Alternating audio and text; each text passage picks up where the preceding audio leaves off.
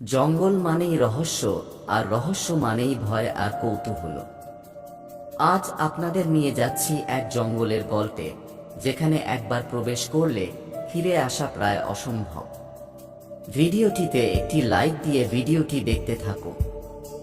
রাকিব বলতেছে, দেখছিস তো এই জঙ্গলটা কেমন অদ্ভুত।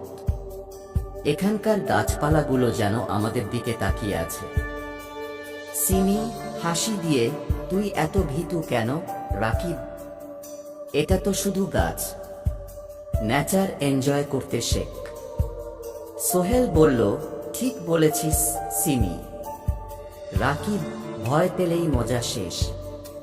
কয়েক মুহূর্ত হাঁটার পর সিমি বলতেছে, তোমরা খেয়াল করেছ আমরা যে পথ দিয়ে এসেছি সেটা খুঁজে পাচ্ছি না? রাকিব উদ্বিগ্ন হয়ে, আমি বলেছিলাম না এই জঙ্গলে কিছু একটা অস্বাভাবিক। চল বের হওয়ার চেষ্টা করি।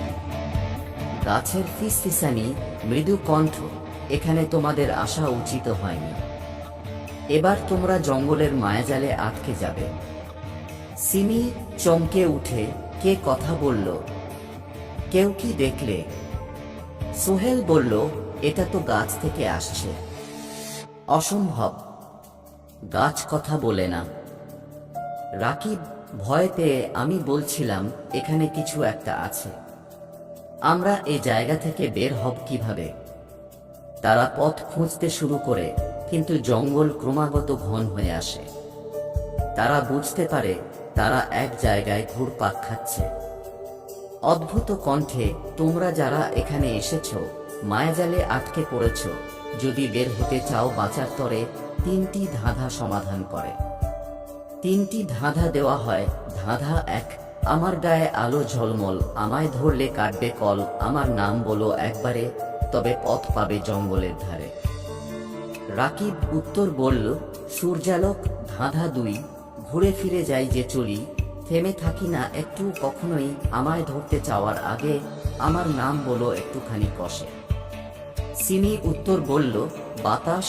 ধাঁধা 3, আমায় দেখো জলের মাঝে, ছায়ার মতো আমি রাজে, ধরা যায় না আমায় কখনো, আমার নাম বলো তাড়াতাড়ি বসো। সোহেল উত্তর দিল, প্রতিচ্ছবি। রাকিব, আমরা বেঁচে গেলাম, কিন্তু জঙ্গলটা সত্যিই অদ্ভুত। সিমি, কেউ বিশ্বাস করবে না আমাদের কথা, কিন্তু একটাই কথা মনে থাকবে, জঙ্গলে প্রবেশ করার আগে ভেবেচিন্তে যাও। সোহেল, ঠিক বলেছ, তবে অভিজ্ঞতা কিন্তু ভয়ঙ্কর ছিল। এই জঙ্গল ছিল শুধু এক মায়াজাল, কিন্তু বাস্তবে অনেক জঙ্গলেই রহস্য লুকিয়ে থাকে। কখনো জঙ্গলের ডাকে সাড়া দিলে নিশ্চিত করে নাও তোমার সাহস আর সতর্কতা। ধন্যবাদ ভিডিওটি দেখার জন্য।